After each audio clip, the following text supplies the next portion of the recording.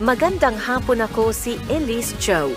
At ito ang TCC-TV News Update sa talkback session sa advanced screening ng documentary film na And So It Begins. Nagbigay ng payo si dating Vice President Leni Robredo sa mga susunod na henerasyon tungkol sa pagbabago ng mundo.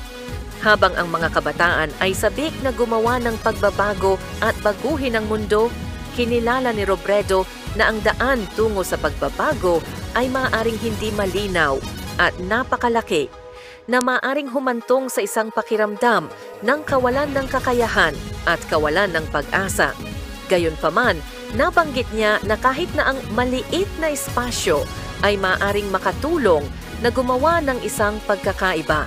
Sa ibang balita, 28 ay talagang maganda kay Sanya Lopez. Ang unang ginang ng primetime ay nagpakita ng vintage glam sa kanyang mga itim at puting larawan ng kaarawan. Kulot ang buhok ni Sanya, corset na may mga rosas, leather bottom at hoop earrings. August baby, sabi ni Sanya sa kanyang Instagram post. Kasalukuyang gumaganap si Sanya bilang Teresita sa Pulang Araw. Sinurpresa siya ng cast at crew ng birthday celebration sa set.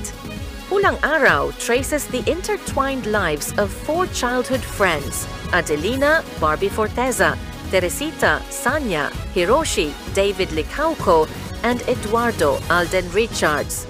Habang sinasalanta ng digmaan ng kanilang tinubuang bayan at sinakop ng mga puwersang Hapones ang Pilipinas, ang kanilang mga pangarap, pagkakaibigan at katapatan ay nasubok na humahantong sa kanila sa isang paglalakbay ng pagtuklas sa sarili at katatagan. At yan ang mga balita sa oras na ito. Ako si Elise Cho. Magandang hapon.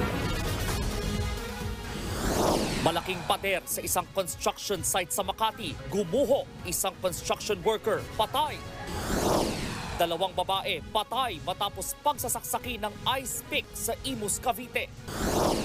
At Biniverse concert sa Canada, sold out. Yan at iba pang mga balita at impormasyong hatid ng inyong kasangga sa Pagbabalita. Frontline Pilipinas, weekend, mamayang 5:30 ng hapon.